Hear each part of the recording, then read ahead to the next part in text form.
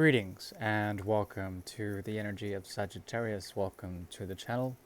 We welcome in the ninth house as well, the house of devotion, spirituality, dogma, religion, higher institutional learning, as well as the expansion of the mind, the spirit. With all this mutable energy and the eclipse energy that just recently passed in Sagittarius, along with the new moon in Sagittarius, all of this energy is essentially eclipsing more or less the the general movement, okay, from the 8th to the 10th houses, okay. And those are the eclipse energies around the centripetal force of Sagittarius, okay. Now with this, there is a great deal of the golden round, okay. And what eclipses it is essentially this energy of fixed transformation, combined and enveloped with the solidification of the ramifications of the movement, the sort of cardinal energy of Capricorn, the 10th house. Okay, the external world and external realizations within that world. Okay. So it's a fairly interesting time, I'm finding, especially in the area that I am in, especially in a universal aspect. The sort of vibration that is going on is a great deal of self-awareness, but also a lot of projections of this mutable teacher energy, okay? That is through the auspices of Jupiter, Bhagavan, the Godhead, okay, emerges out of this. The great teacher of Jupiter emerges out of this, and it's been a very, very interesting time. Okay, we will do a reading for the solar energy of Sagittarius. Okay, and I'll be using a very special deck that I usually do not use. It's a 1983 deck, the Royal Fez Moroccan Tarot deck. Okay. So we'll go ahead and get started with the reading. Today's reading shall be the Great Mirror. The Great Mirror is a tool devised by the Order in order to see karmas and energies that are on conscious, subconscious, and unconscious levels of awareness. Okay, when it comes to Sagittarius meeting the 7th house, meeting the energy of Gemini in the other. Okay. So a lot of mutable fire and its transference to air here. We'll go ahead and see what we can learn from this month. Okay. Apologies for the delayedness. I've been rather busy, but we'll go ahead and get started with the reading. Happy birthday to all you solar Sagittarians out there. Thank you for tuning in.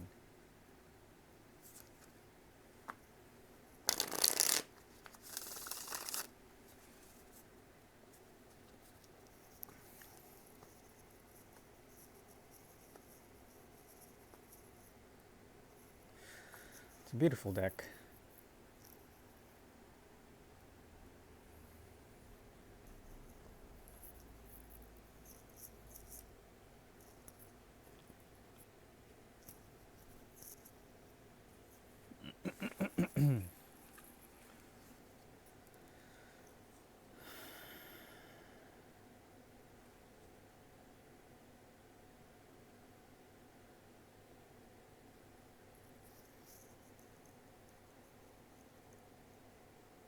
Okay. There is a way to make short travels. Mercurial energy that shifts over to Uranus, chaotic energy that has to do with the shuffling of ideas, okay? There's a way for you to essentially avoid making a choice, and this is a definite way to maintaining a sense of status quo, especially a sense of balanced mind, okay? Balanced mind. The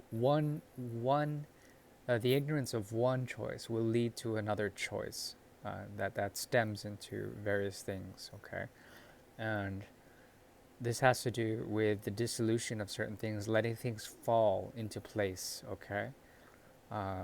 letting things fall into place and not really having to work so hard at it. Okay, there is a type of offer here that will not be taken. Okay, you are walking away with peace of mind, but this also comes at a cost. You are very much on an individualistic route right now, at least for the Sagittarians that I'm dealing with on the solar aspect of this reading. Okay, Gemini in the reverse, Sagittarius in the opposite. Whomever you're dealing with, there's a strong polarization here. We have the Lover's card in the reverse, excuse me, and Temperance card. Okay. Usually I read this as the realm of my querent, Sagittarius, and the opposite. Okay, this has to do with the seventh house. Okay, so roles are reversed in this aspect, meaning that there is a mirroring going on within the Great Mirror, within this reading in general, that has to do with the energy of two cups. Okay, being negated, yet both still having the soul energy, the soul purpose. Okay. Consciously, what is coming about is a feeling that both of you must cohabitate, okay, this plane and this reality, this existence, the external world, especially with the movement, okay, from the fixed sign of Scorpio, the 8th house, into the 10th house, okay, the 9th house being eclipsed by these houses, okay. We're talking about solar progressions here. And essentially here, the Ten of Pentacles represents that, okay? It represents some sort of harmony, as well as a type of bringing together of various interests, okay? With the idea, the concept of the Six of Pentacles in mind, as well as the foundation of Capricorn's energy in the 4, okay? Now it's very interesting considering that the Lovers is here in the reverse. Okay, Lovers in the reverse usually indicates difficulty in terms of bringing forward the natural communicative aspects of Gemini. Okay, the 3rd house especially. So this could be a friend. You can be a friend to them. There's something about you that will not deal with another, something like this. Or perhaps there is the hidden lover coming out of this. That is the Lovers in reverse, hidden in a conscious way, in a conscious, deliberate way. Okay. Now it's fairly interesting considering that also Temperance is here, a great deal of patience on the other end, and there is a mixing, an alchemy that occurs with Temperance that has to do with the Two of Cups energy. Converting, okay, converging, as well as the angel's foot in one in the deeper end of the water and one approaching the precipice of the water. Okay, so so far I am seeing here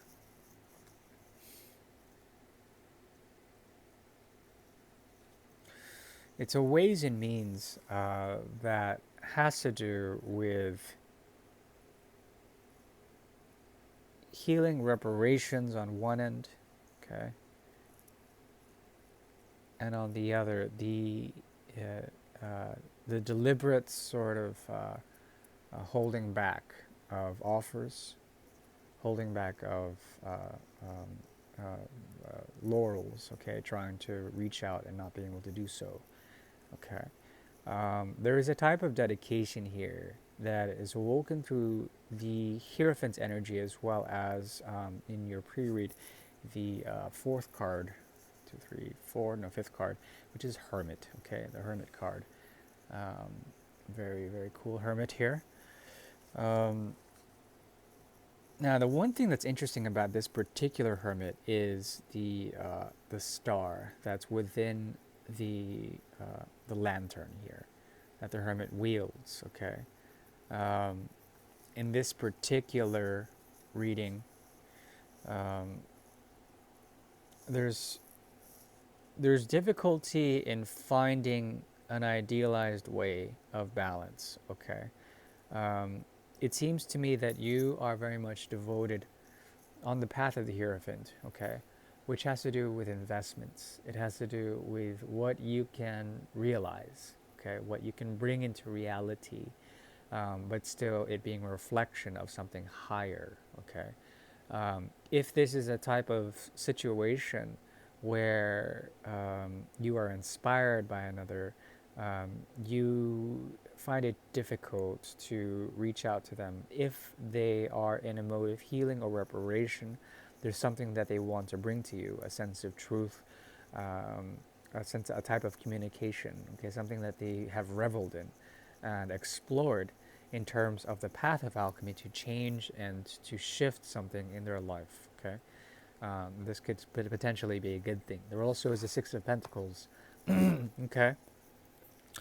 Now, the interesting thing here is that if that is the Six of Pentacles, indeed it is, which has to do with balancing the path of Virgo, mutability, changing hands, shifting hands, trying to balance out with different opposing factions, okay? In this respect, the messenger of Mercury, okay, in the guise of Virgo is here, and there is a need to essentially make the foundation known, make the foundation known. The Four of Pentacles being the grounding sort of aspect of the Ten of Pentacles. Okay, the Ten of Pentacles usually, once again, it resembles reality, realizations. Okay, the idea of a realization is something that manifests in terms of something foundational, but also based on an idealization that crystallizes, okay? And with this, there is something about this situation representing a type of crystallization, a way for people to come together and bring forward a structure of some sort that ties to the energy of Capricorn and the external world, okay, the 10th house. If this is a type of career reading, there's something about you that cannot invest in this. It seems to me that you are invested into some higher cause that has to do with the inspirational qualities, okay, of the lovers of something Eden-like, okay. And Eden is a place untouched by history, okay. It becomes a sort of mythical place, okay. And there's something about you that is very devoted to that, even though you are seated firmly in a place of invested reality, okay. Now, the thing that this person may bring to you is a type of realization, a way of thinking, a way of doing things, a faster way of shifting, perhaps turning your head into some form of lateral horizon, okay, and this can be a good thing for the Hierophant. But what I'm seeing mostly is the path and the ambition of the Fool that is evolved through the major arcana for Sagittarius that brings forth this, okay, which is the Ace of Rods, okay. Now, the thing about this type of situation is that there is indeed a type of passion that has been closeted in some sort of way, a type of realization or a fire, a verve that needs to be expressed. And if it's not going to be expressed here, it will be expressed elsewhere. Okay, perhaps on a new horizon. I mean, the Hierophant, he also holds a staff of power. The Hermit also holds a staff of power, okay? That's interesting, because the Hierophant and the, excuse me, that, losing my words. The Hierophant and the Hermit, they both essentially they encapsulate the sort of ether, the etheric realm. The Hierophant pointing above, okay, as well as the Hermit,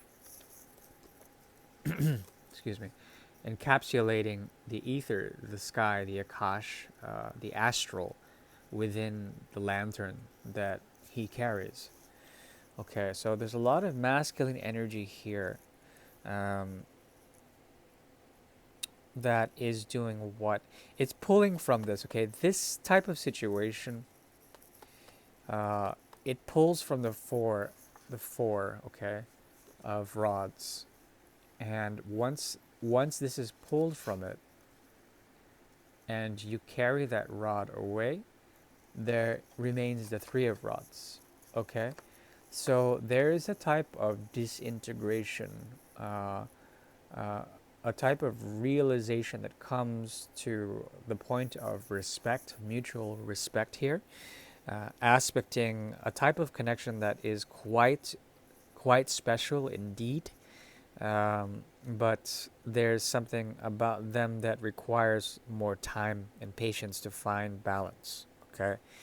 Um, and I think you are trying to be firm on a realistic, pragmatic choice that will help to create a type of quasi balancing effect.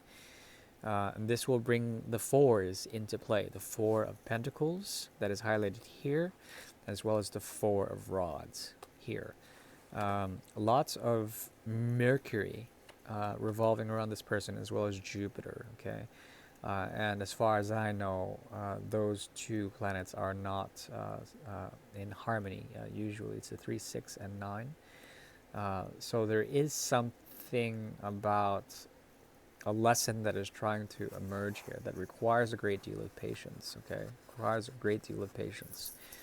As far as bridges go, okay, 5, as well as death. Here's the 8, the 8th house. Scorpio's energy, 8th, yes. And the second house, resources, the Hierophant. Perhaps there's something about you that needs to negotiate what has to end in terms of a type of reality that you are trying to bring forward. Yet there's something else that needs to be traversed away from in order to find a sense of it all. Perhaps there's something that you are searching for to devote your time to. Okay, this has to do with terra firma, the idea of realities coming and manifesting beneath the feet of the traveler, beneath the feet of the fool or the hermit. So, what I'm seeing here, okay, is a difficulty in terms of fears of transformation, okay, that need to be embraced. There's something about the last solar energy, this last solar return of our time in Scorpio that is shifting over and moving towards the 10th house. And this is going to bring a sense of harmony, okay, in the sort of whiplash or the backlash into realized conceptions of what is coming about, okay. As far as prognostications go for that, there is a possibility that the future would entail a lesson here of unfruitfulness from various parties who clash into a type of field of stagnation. This has to do with new moons, realizing a type of